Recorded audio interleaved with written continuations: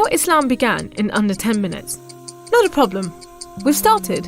Okay, so travel back in time with me to a land far, far away and long, long ago.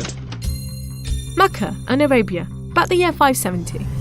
Mecca is important for 2 reasons. 1, the Kaaba is there, an ancient temple built to worship God.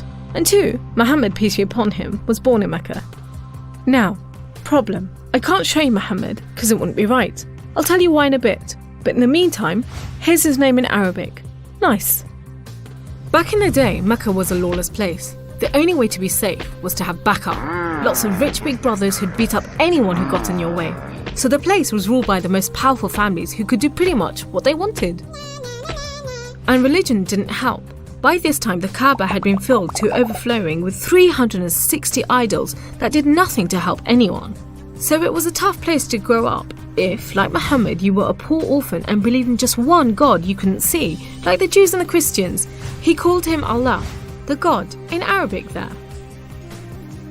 Muhammad's dad died before he was even born, and his mum died when he was just 6. So he was brought up by his grandfather, Abdul Muttalib, and then, when he died too, by his uncle, Abu Talib, who had the respect of the city's ruling families, so Muhammad was safe for the time being. Muhammad started out as a shepherd and then became a businessman travelling about buying and selling stuff for rich clients.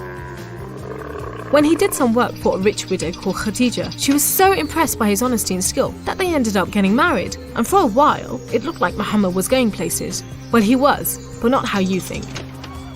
Every year in the month of Ramadan, different calendar, different names for the months, there was a big party around the Kaaba when people made sacrifices to the idols.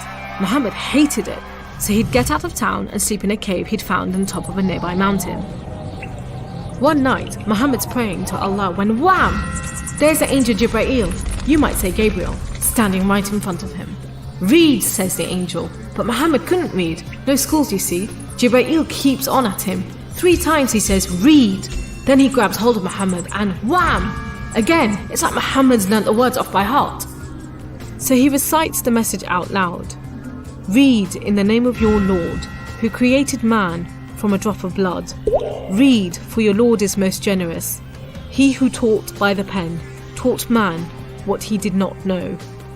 It was a message from Allah.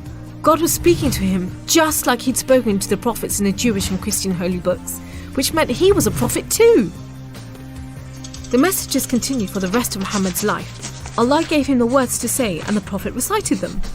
The words were written down by his friends, and years later they were collected together and became the Muslim holy book, the Quran, which means recitation, because Muhammad recited it, you see?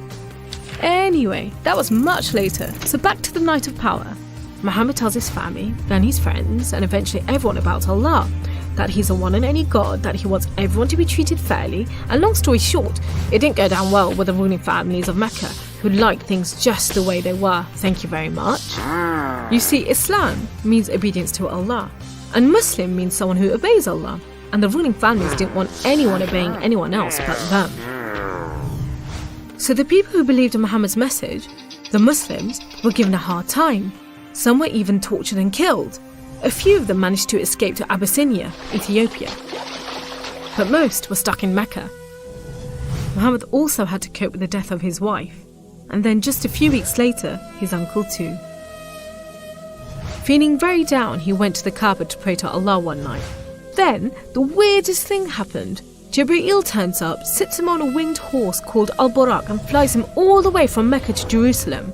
He prays with all the prophets who have ever lived. Then, he's taken up to the heavens to chat with some of the prophets, and then into paradise itself, where Allah tells Muhammad to pray 5 times a day and to stay strong. He's returned to Jerusalem and then flies back to the Kaaba in Mecca. We call it the night journey, and Muslims still argue whether it was a real experience or a vision, but whatever, it gave Muhammad a much needed boost, and just as well, because there were more tough times ahead.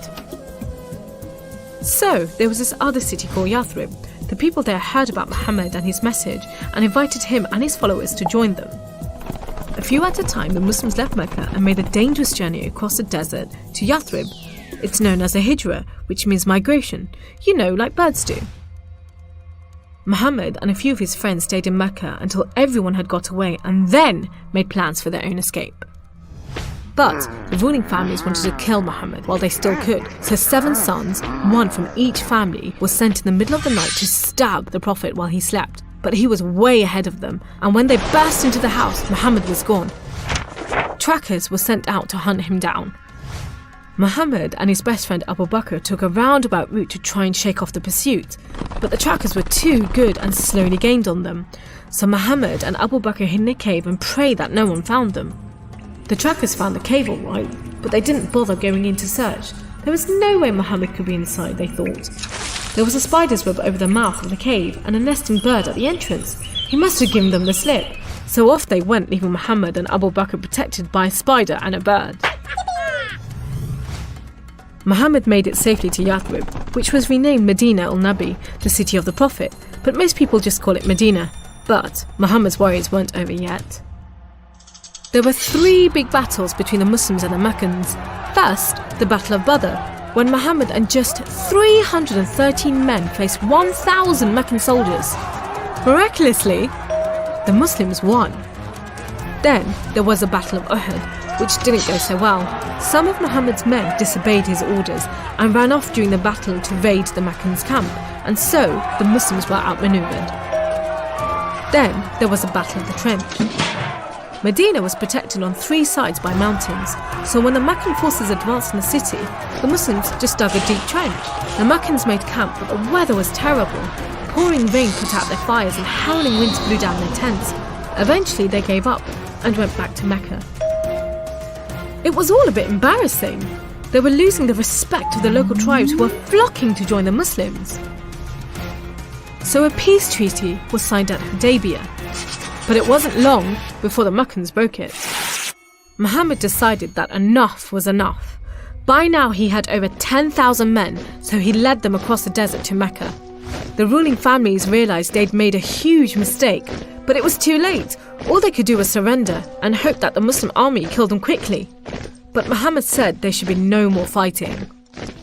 He rode into Mecca and went straight to the Kaaba. He circled it 7 times anti-clockwise and smashed all the idols, rededicating the Kaaba to Allah. And that's why I'm not going to show you Muhammad. The Muslims wanted to make it totally clear that they only worship the one unseen God. So they didn't have any pictures of Muhammad in case anyone thought he was an idol, and they didn't have any pictures of Allah because he's like nothing on earth, so it would be impossible to draw him anyway. So there you go. How Islam began in under 10 minutes. How did I do?